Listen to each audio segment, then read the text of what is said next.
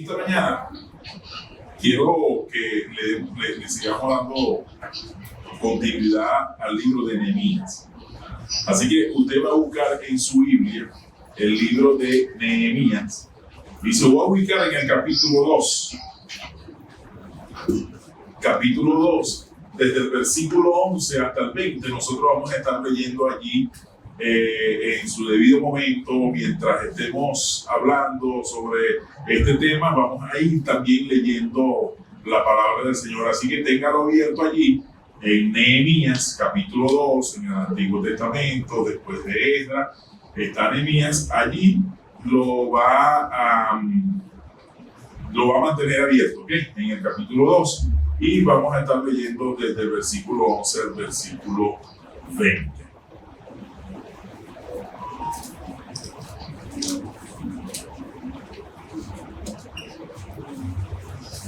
Ok, hace 2 domingos estuvimos predicando hablando sobre el primer capítulo de Nehemías. ¿Y se acuerdan de quién era Nehemías? Nehemías estaba ¿dónde? Estaba en Babilonia, era el copero del rey Artajerjes, pero Nehemías era israelita. Pero Israel fue cautivo por Babilonia en el año 586 a.C. y ya aquí estamos en el 480 a.C., es decir, que ha pasado aproximadamente unos 80 años después del cautiverio a la fecha, a lo que se escriben los acontecimientos de Nehemías, y Nehemías recibe una noticia de cómo se encontraba Jerusalén, específicamente cómo se encontraban las murallas de Jerusalén. Nehemías, eso produjo en él una gran carga, una gran preocupación que lo motivó y lo puso. ¿Se acuerdan a qué? Nehemías se puso ¿qué? ¿Qué se puso a hacer Nehemías? A orar. Es lo primero que hizo, orar, ayunó, lloró. Y también decíamos la semana antepasada que Nehemías fue un hombre no solamente con un gran peso en su corazón, con una gran carga, con una gran tarea por hacer, sintió que tenía que hacer, sino que también fue un hombre de oración.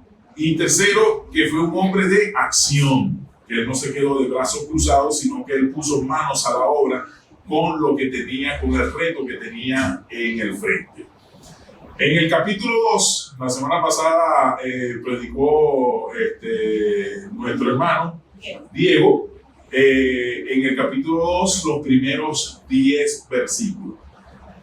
Mire, la Biblia es tan rica, la palabra del Señor es tan rica, que si nosotros agarramos otra vez los primeros 10 versículos del capítulo 2, lo leemos hoy y sacamos otra enseñanza. Y si ponemos a Arturo a predicar de los primeros 10 versículos, saca otra enseñanza. Y si viene el pastor Ricardo a predicar de los primeros 10 versículos, saca otra enseñanza. Si le decimos a Rubí, enséñanos algo aquí de los primeros 10 versículos, saca otra enseñanza. Yo recuerdo que en el seminario, en la materia de predicación expositiva, nos pusieron, éramos como 40 alumnos, nos pusieron a estudiar y a sacar sermones, como 30 sermones cada uno solamente del libro de Santiago, y todos eran distintos, pero todos eran edificantes. Entonces, en el capítulo 2, también allí nosotros encontramos que Nehemías, después que obtuvo la noticia de cómo se encontraba su ciudad natal, Jerusalén, después que oró, fue un hombre de acción, ¿ok? Y Nehemías, en el capítulo 2, él se dirige al rey Artajerjes y le dice que necesitan varias cosas para poder ir a Jerusalén y poder reconstruir la ciudad de sus padres. Y nosotros vemos que el rey Artajerjes, a pesar de que había un edicto en Babilonia de que Jerusalén no se podía reconstruir jamás, el rey Artajerjes cedió y le dio todo lo que Nehemías necesitaba para que fuese a Jerusalén a reconstruir las murallas. Entonces, hay un arduo trabajo, nosotros vemos que hay un arduo trabajo por hacer en Nehemías. Y así cuando nosotros tenemos una cosa que arreglar en nuestros hogares o el fabricante tiene que arreglar algo en X parte o el constructor tiene que construir, necesita algunas herramientas necesarias. Y cuando se tienen las herramientas, dicen los mecánicos, si tenemos las herramientas es más fácil. Pero cuando no se tienen las herramientas es más difícil, se lleva más tiempo, puede ser que las cosas no queden como debe ser. Y en los primeros 10 versículos, de Nehemías, nosotros encontramos allí unas 5 herramientas que solo las quiero nombrar para pasar a los otros versículos desde el 11 al 20. Una herramienta que nosotros encontramos aquí es la espera. La espera. Nehemías supo esperar. Porque decíamos la primera vez que tocamos el tema, que Nehemías pasó 4 meses orando, 4 meses ayunando antes de presentarse al rey Artajerjes. Él duró 4 meses allí de rodillas, orando, clamando, intercediendo, ayunando ante Dios. Y vemos los resultados, vemos que el rey, le concedió todo lo que Nehemías pidió. Entonces vemos allí que hay una espera, que él supo orar, pero también supo esperar. Y cuando nosotros sabemos esperar, hay bendición. A veces queremos las cosas de la noche a la mañana, a veces queremos que la respuesta a nuestras oraciones sucedan inmediatamente, o si oramos en la noche suceda al otro día, pero a veces el Señor nos dice espera, y tenemos que seguir esperando y luego sacar la otra herramienta que es la paciencia. Tenemos que tener paciencia, no ser impaciente. Nehemías también tuvo paciencia. Sacó la tercera herramienta, que fue la oración. Una vez más, desde el principio a fin, en el libro de Nehemías nosotros vemos una palabra clave, una acción clave, que es la oración. Y Nehemías, en esos primeros 10 versículos, también oró al Señor. Cuando el rey le preguntó, mira Nehemías, pero ¿por qué te ves tan demacrado? Te ves diferente físicamente. Claro, él tenía 4 meses allí orando, preocupado, ayunando, y eso había afectado su cuerpo, su estado físico o su cuerpo, o su apariencia. Y el rey le pregunta, y Nehemías nervioso, porque mire, todos los que estaban alrededor del rey tenían que tener un buen semblante, tenían que tener un buen ánimo, ahí no podía haber nadie triste, aguafiesta, nadie, porque hasta su vida podía correr peligro. Nehemías nervioso, dice la Biblia, que antes de darle respuesta al rey, oró al Dios de los cielos y le dio la respuesta a su pregunta. Entonces nosotros vemos que la oración es una herramienta que nosotros debemos siempre tenerla presente. La siguiente herramienta en Nehemías es la planificación. Tenemos que planificar. Nehemías ya había sacado cálculo. Cuando el rey le preguntó ¿qué necesita? Nehemías le dijo: necesito cartas para los gobernadores que están en la frontera, necesito madera, necesito esto. Y eso que se le ocurrió en el momento, no, Nehemías ya lo había planificado. Nehemías ya sabía lo que necesitaba. Nehemías tenía todo planificado, la ruta por donde se iba a ir.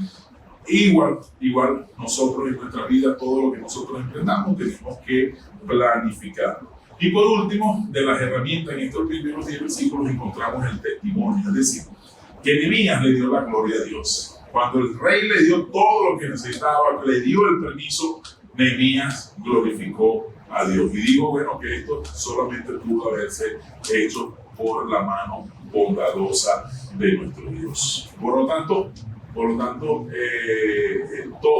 todo lo que sucede, démosle la gloria a Dios. Ahora nos encontramos aquí, desde el versículo 11 al versículo 20. Y aquí nosotros vamos a encontrar algunos principios de cómo manejar un trabajo duro. Todos los que estamos aquí estamos ahorita trabajando en algo. Trabajando en el hogar, trabajando en la empresa, o tenemos proyectos personales, proyectos familiares. Y es bueno entonces leer y seguir leyendo el libro de Nehemías, porque nos da herramientas y nos da principios de cómo nosotros debemos afrontar estos trabajos duros, estos trabajos arduos. Nehemías era un maestro de obras que planificaba. Y eso de planificar, eso es bíblico. La Biblia dice, en el Nuevo Testamento dice, ¿quién de vosotros se dispone a fabricar una casa y no se sienta antes a calcular? Por eso es que el planificar, el tener proyectos, eso es algo bíblico. Eso es algo bíblico que nosotros debemos hacer. No presentarnos y, bueno, decir, como dicen algunos, como vaya viniendo, vamos viendo. No, la planificación. Y todo el trabajo en la iglesia, la obra que se hace en la iglesia tiene que ser planificada, nuestros hogares tienen que ser planificados. Y entonces, en nuestros trabajos, lo que estamos afrontando nosotros hoy en día, lo que estamos haciendo hoy en día, puede ser duro o no puede ser duro, pero necesita de estos principios que vamos a estar estudiando en esta oportunidad. A medida entonces que avanzamos a la mitad del capítulo, veremos que Nehemías abordó 5 tareas. La primera, que Nehemías primero recarga. Él reabastece sus recursos, y eso lo podemos leer en el versículo 11, ahora sí vamos a leer. Y dice, 3 días después de haber llegado a Jerusalén, salí de noche acompañado de algunos hombres. ¿Cuántos días? Dice 3 días de haber llegado a Jerusalén. Después de 3 días fue que Nehemías salió con algunos hombres. Él pudo comprender, Nehemías cuando llegó a Jerusalén, él pudo comprender que su hermano Ananí fue quien en el capítulo 1 nosotros vemos quien le lleva la noticia ya al palacio, estaba tan asombrado. Él se dio cuenta, oye, ¿por qué mi hermano estaba asombrado? Ahora sí es que me estoy dando cuenta de la realidad. Él, mientras miraba las paredes destrozadas de la ciudad, él se sintió abrumado, pero antes de examinar Nehemías las paredes, antes de examinar la ciudad, había una prioridad mayor en Nehemías. ¿Y sabe cuál es? Es que Nehemías necesitaba una siesta. Nehemías necesitaba descansar, ya que un largo viaje él tuvo que hacer desde Babilonia hasta Jerusalén. Y ese largo viaje tuvo un efecto en Nehemías. Probablemente él estaba sintiendo bueno, que los camellos estaban, no sé, a lo mejor fue el camello el caballo, el mula, no sé, pero si fueron camellos, a lo mejor los camellos se retrasaron un poco, el sol inclemente le estaba pegando. Y nosotros vemos que Esdras hizo lo mismo cuando llegó a Jerusalén muchos años atrás, cuando descansó durante 3 días, y eso lo podemos leer en Esdras capítulo 8, versículo 32. Entonces, al igual que Elías necesitaba descansar bajo un enebro, ¿se acuerdan de Elías? Y también al igual que el Señor Jesús se retiró con los discípulos para el descanso, así también, mis hermanos, tú y yo necesitamos descansar. Necesitamos descansar para asegurarnos de reponer fuerza. Mire, y aquí hay un principio bíblico que debemos siempre tener presente. No trate de tomar decisiones importantes cuando se está cansado. No trate de tomar decisiones importantes cuando estés cansado. Que cuando te falta el sueño, por lo general, no somos muy perspicaz, y algunos quizás entran en mal humor.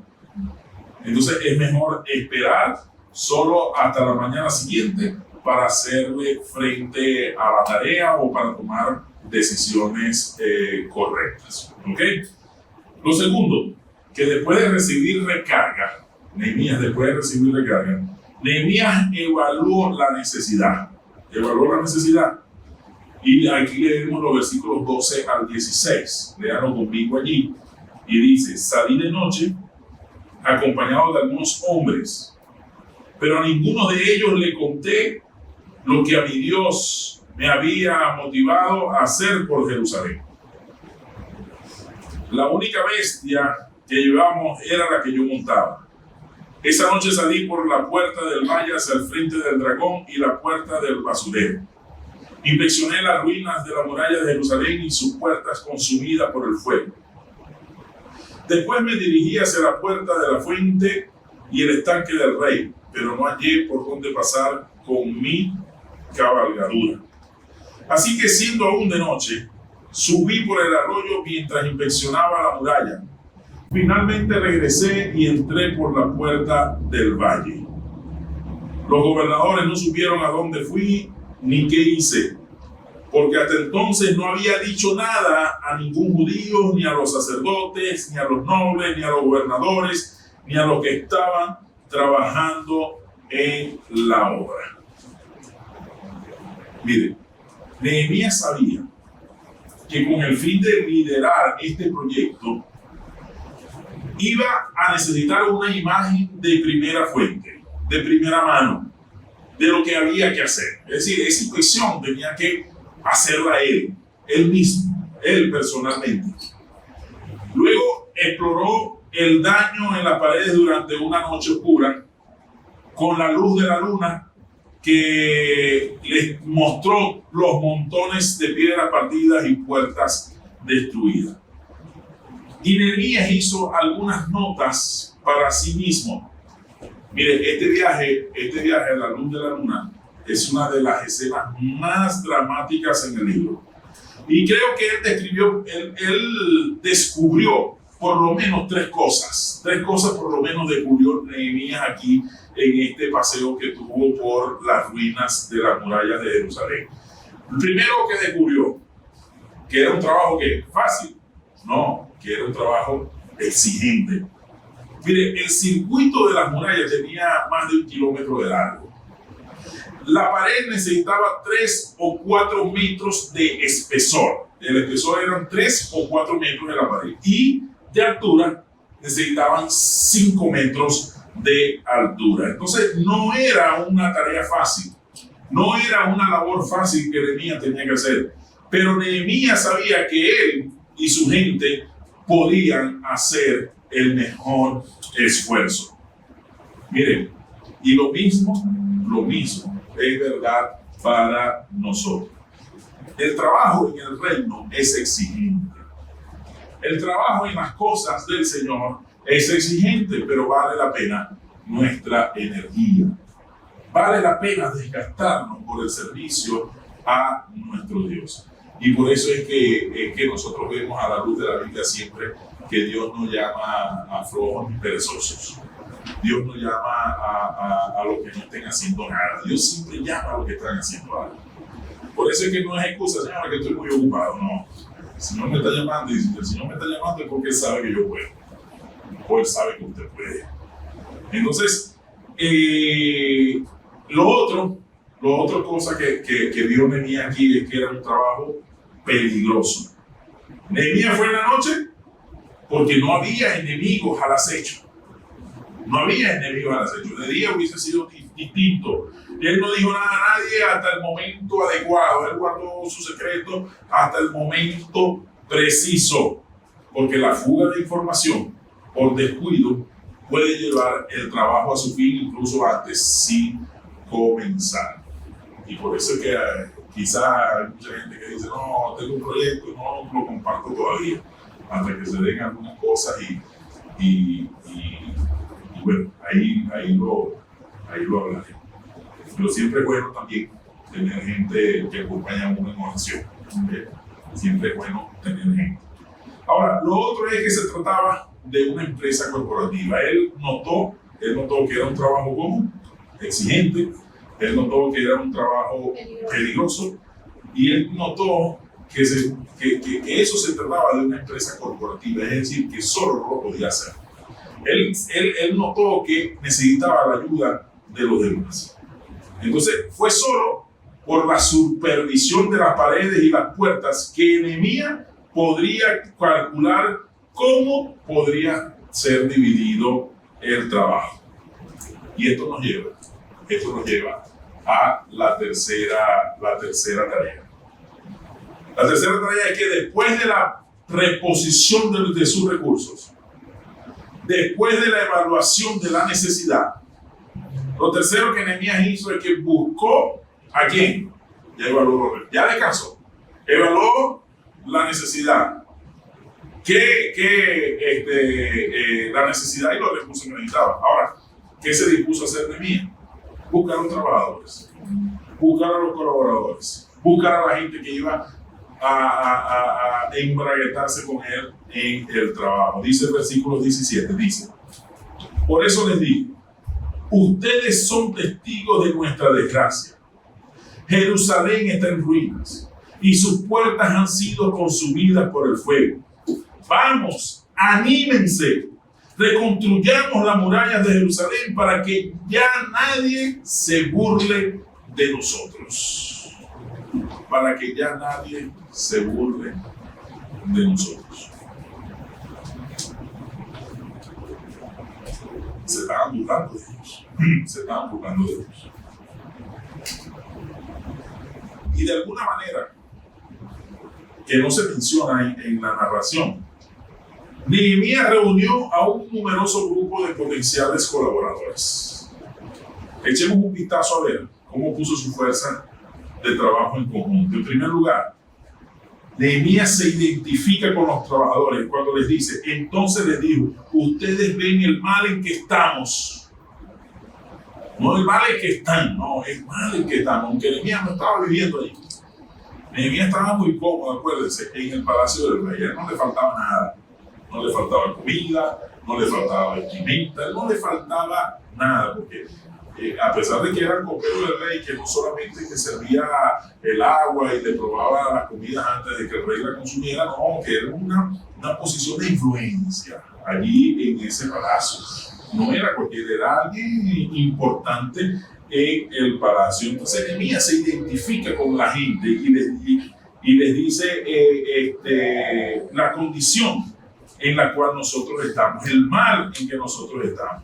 Nehemías está apasionadamente involucrado en el bienestar de la ciudad, y él siente su necesidad tan agudamente como si hubiera estado viviendo en esa asolada ciudad toda la vida. Entonces, a continuación presenta las perspectivas espirituales.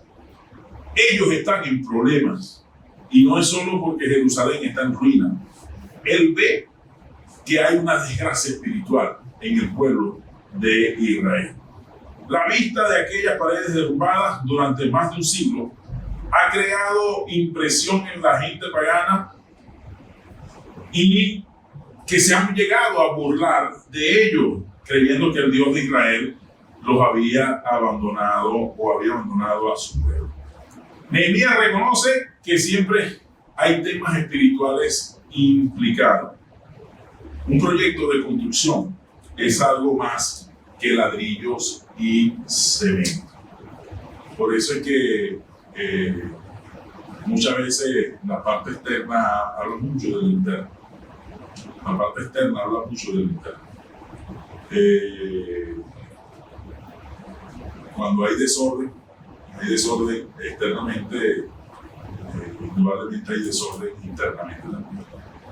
Cuando hay caos externamente, eso nos debe motivar a revisar nuestra parte interna, nuestra espiritualidad, cómo está nuestra relación con Dios, cómo estamos nosotros viviendo Dios. Y por eso es que es tan importante, hermanos, que nosotros nos conduzcamos como debe ser, porque eso habla también de quién es Dios. Eso habla de quién es Dios. La forma como nosotros caminemos, como nosotros miremos, cómo hablamos, cómo nos comportamos, cómo tratamos a las demás personas, eso habla también, sí, porque si estamos profesando de que somos hijos de Dios, debemos comportarnos entonces como tales, ¿okay? Y por eso, entonces vemos a muchas personas diciendo, bueno, si hacer así es ser cristiano, entonces es mejor no serlo, ¿no? Pero claro, eso es excusa también, ¿no? Pero bueno, lamentablemente algunos lo dicen en algunas ocasiones con razón, pero generalmente es sin razón, generalmente es solamente porque no caminamos en el mismo sentido que ellos, sino que estamos caminando en un sentido contrario porque tenemos principios e intereses distinto. Entonces, así pasaba con el pueblo de Israel. Se estaban burlando y creyendo que Dios ya lo había abandonado. Nehemías reconoce entonces que siempre hay temas espirituales implicados.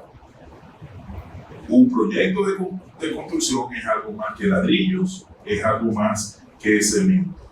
Como su pueblo tenemos que ser conscientes de las oportunidades y los desafíos espirituales que se nos presentan. Tenemos que ser conscientes de eso y estar pendientes. Luego, nosotros vemos que Nehemías invita a la acción inmediata. Todo el mundo sabe exactamente lo que se requiere. Y por eso le dice, vamos a reconstruir el muro de Jerusalén y ya no estemos más en desgracia. Y todo el mundo se da cuenta que la tarea debe iniciarse sin demora. Nehemías le pide mucho a la gente. No tiene miedo de pedirle que den un paso al frente. Los sacrificios serán enormes. Van a tener que tomar tiempo libre de trabajo para reconstruir los muros. ¿Quién protegerá a sus familias antes de que las personas puedan responder? Necesitan saber que hay algo más grande que Nehemías detrás de este proyecto. Y esto me lleva entonces a la siguiente tarea, que Nehemías inspira confianza en el pueblo. Lo vemos en el versículo 18, que dice, entonces les conté cómo la bondadosa mano de Dios había estado conmigo y les relaté lo que el rey me había dicho. Al oír esto exclamaron, manos a la obra, y unieron la acción a la palabra. Mientras que la reconstrucción de los muros es un trabajo importante, el tema central aquí de este libro es la suficiencia de Dios. Ese es el tema central de este libro. Dios es suficiente. Por eso es que la mente de Nehemías se mantiene en la grandeza de Dios y quiere que sus trabajadores hagan lo mismo. Una vez más, vemos aquí que Nehemías le da los méritos a Dios. Y él dice, todo esto ha sucedido y estoy aquí es por la bondadosa mano de Dios. Nehemías no dijo, porque yo tengo influencia, porque yo soy capaz, porque yo soy inteligente, porque yo soy fuerte. No, él nunca habló de sí mismo. Él siempre, y estuvo claro, y fue lo que transmitió, que todo se debió a que Dios es suficiente y que era una tarea que Dios había encomendado a hacer.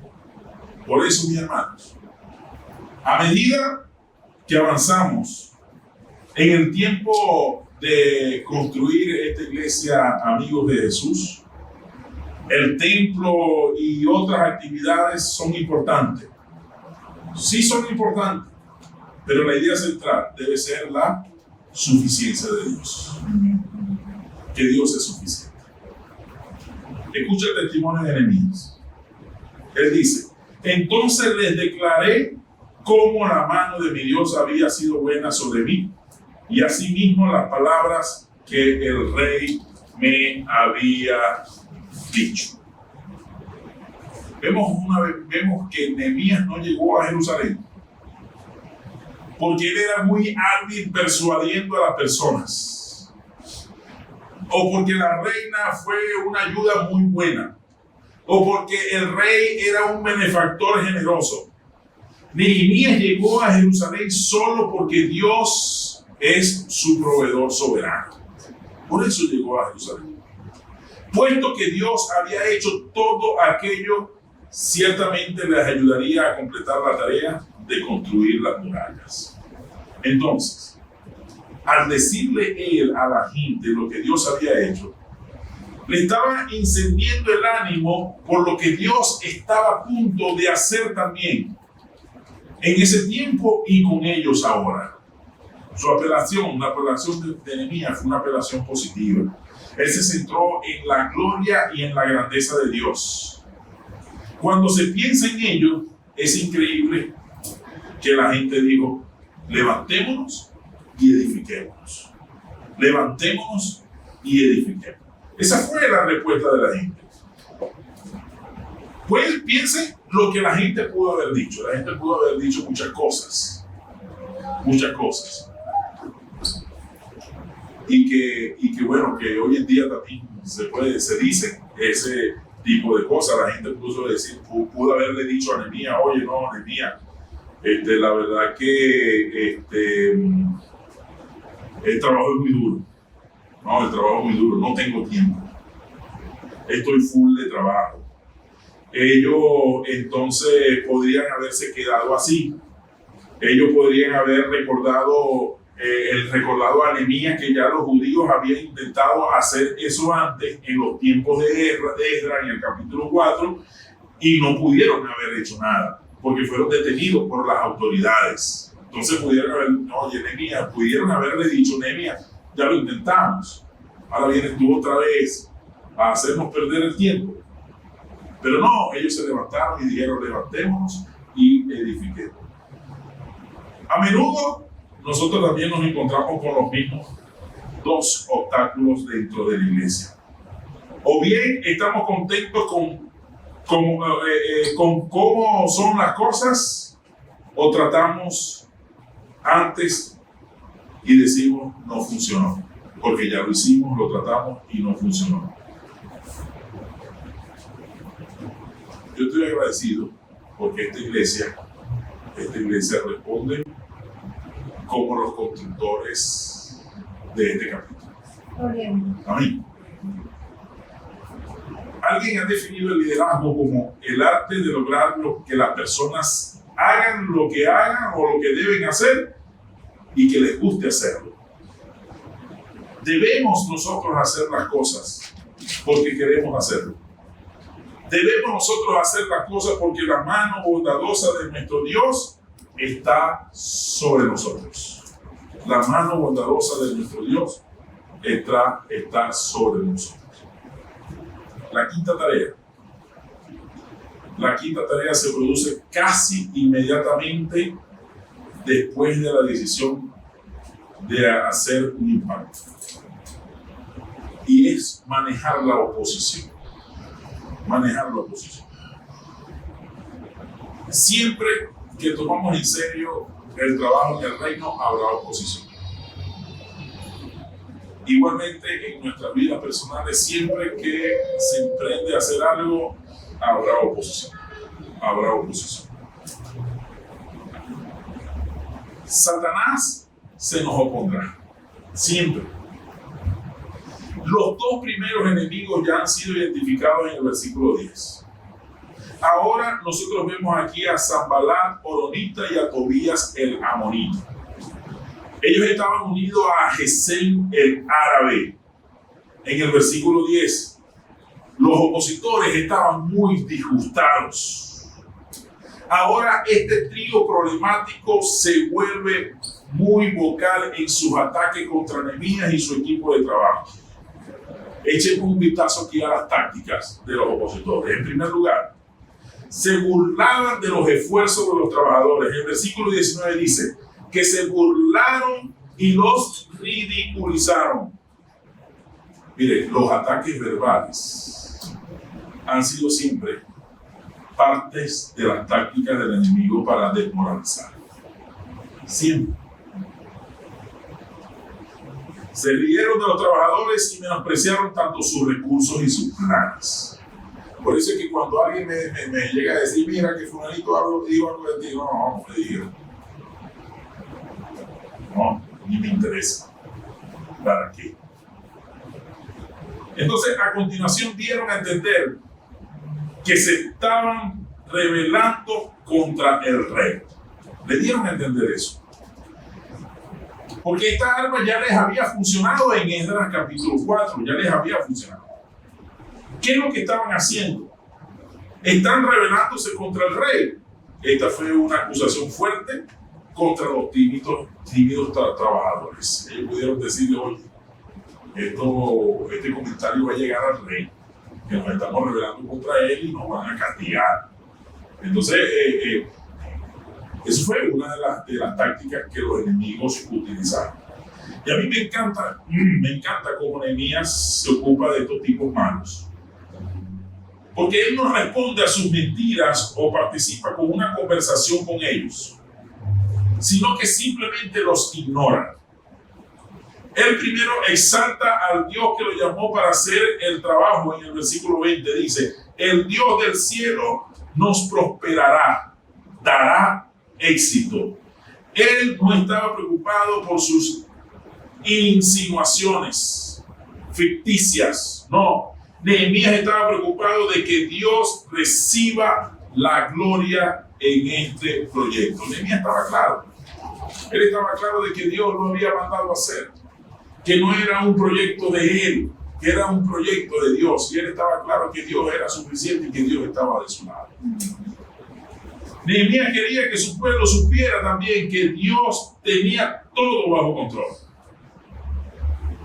A pesar de que Gesem, el árabe, controlaba el acceso sur a la ciudad y los otros dos matones patrullaban del norte al este, Nehemías no estaba confundido. En su respuesta, él le dejó claro tres cosas. La reconstrucción de la pared era una obra de Dios. Mire, cuando es de Dios, eso no lo para nadie. No lo para nadie. No lo para nadie. Cuando el Señor nos va a bendecir, nos bendice. Y cuando el Señor nos va a corregir, nos corrige. Nos corrige. Amén. Porque eso es lo que nos ayuda. Nos ayuda a crecer, a ser mejores, a corregir. Entonces, Nehemías dejó claro eso. La reconstrucción de la pared era la obra de Dios. Nehemías dejó claro que los judíos eran siervos de Dios. Y Nehemías también dejó claro que los oponentes no tenían parte en el asunto. Como dice por ahí, no tenían parte ni parte. Fíjense la última parte del versículo 20, lo dice con bastante fuerza. Nosotros, sus siervos, nos levantaremos y edificaremos, empezar a construir, porque ustedes no tienen parte ni derecho ni memoria. Cualquier reclamo de derecho histórico ellos no tenían en Jerusalén. No lo tenían. Sus opositores no tenían derecho histórico ni prerrogativa presente de estar allí. Y tampoco tenían ningún papel futuro en la ciudad. Permítanme decirle que como creyentes siempre debemos esperar oposición espiritual. E incluso estar agradecidos por ello. Debemos estar agradecidos por ellos. Es una señal que hemos encolerizado al enemigo. Es una señal que hemos invadido el espacio que él piensa que es de él. Por eso es que si no hay conflicto u oposición, entonces probablemente no molestamos al enemigo lo suficiente. Recuerde que Satanás solo dispara a objetivos en movimiento.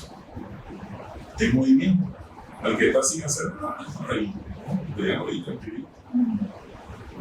Al que está en movimiento, a ese es el que le dispara.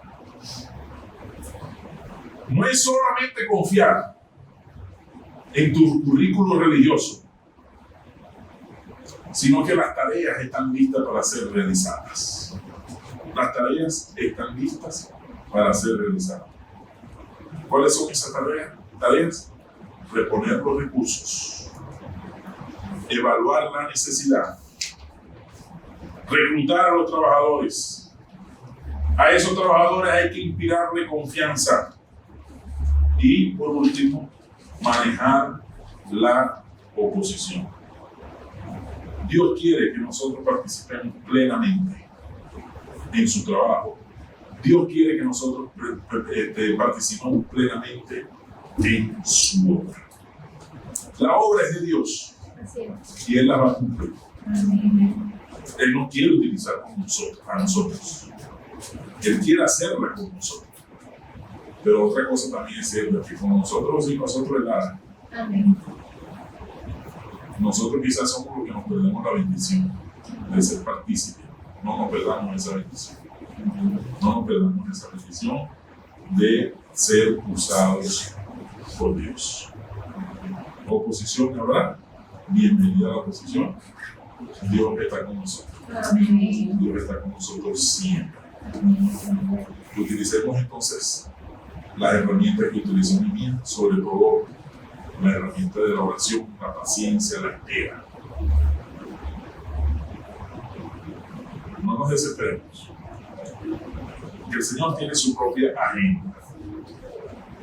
Por aquello, el Señor te va a responder por aquello que tú le estás pidiendo. Estás pidiendo un milagro al Señor, el Señor te va a dar la respuesta. Estás pidiendo al Señor que te ayude en X cosas, el Señor te va a dar la respuesta. Él tiene su agenda. Él sabe la hora, el día, el momento, el lugar que te va a responder. Así que sigue orando, sigue confiando y sigue teniendo paciencia en Dios. Que Dios está con nosotros. Y Él es suficiente. Él es suficiente. Y cuando hablo de que Dios es suficiente, me recuerda el libro de Habacuc. Habacuc en el capítulo 1 le reclama a Dios por la condición en la cual se encontraba su nación también. Había un problema nacional. Y Habacuc le dice: Señor, ¿hasta cuándo? ¿Hasta cuándo, Señor? Yo no le imagino a él con su puño cerrado diciendo: Señor, ¿hasta cuándo? Reclamándole al Señor.